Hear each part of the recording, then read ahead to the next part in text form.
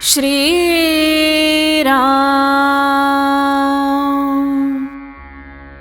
स्वतःला सुधारण्याचा प्रयत्न करावा.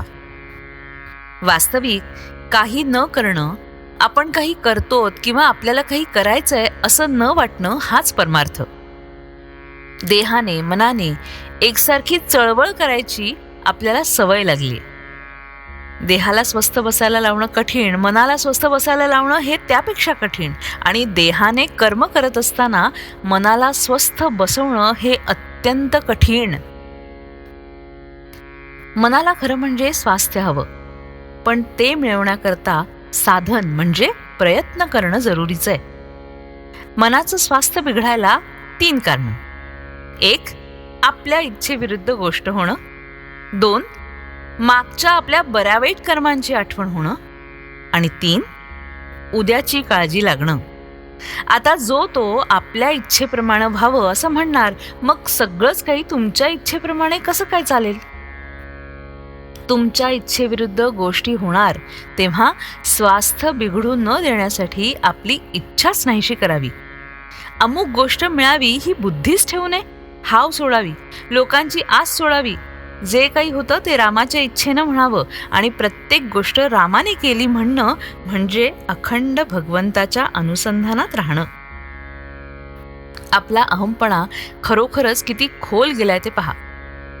समोर दिसत असलेल्या गोष्टीकडे बेमालूम डोळेझाक करून आपण आपल्या दोषांचं खापर बिनदिक्कत दुसऱ्यावर फोडायला तयार होतो.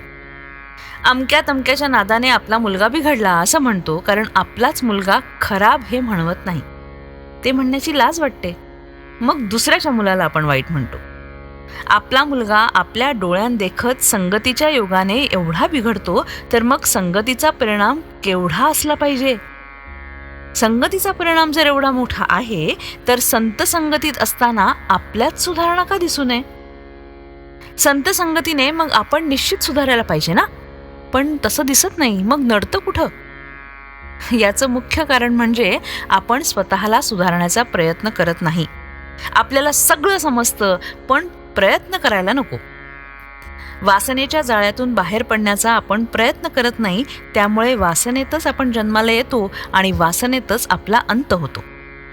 यासाठी एकच खात्रीचा उपाय आहे, आणि तो म्हणजे भगवंताला अनन्य भावाने शरण जाणं. रामा, तुझ्या वाचून माझी यातून सुटका नाही. तू ठेवशील त्यात मी आनंद मानीन. तुझं प्रेम मला लागू दे, असं कळकळीने रामाला सांगावं आणि सदैव त्याचं नाम हृदयात ठेवावं. तो उदार परमात्मा तुमच्यावर कृपा केल्याशिवाय राहणार नाही, याची खात्री बाळगा. श्रीराम.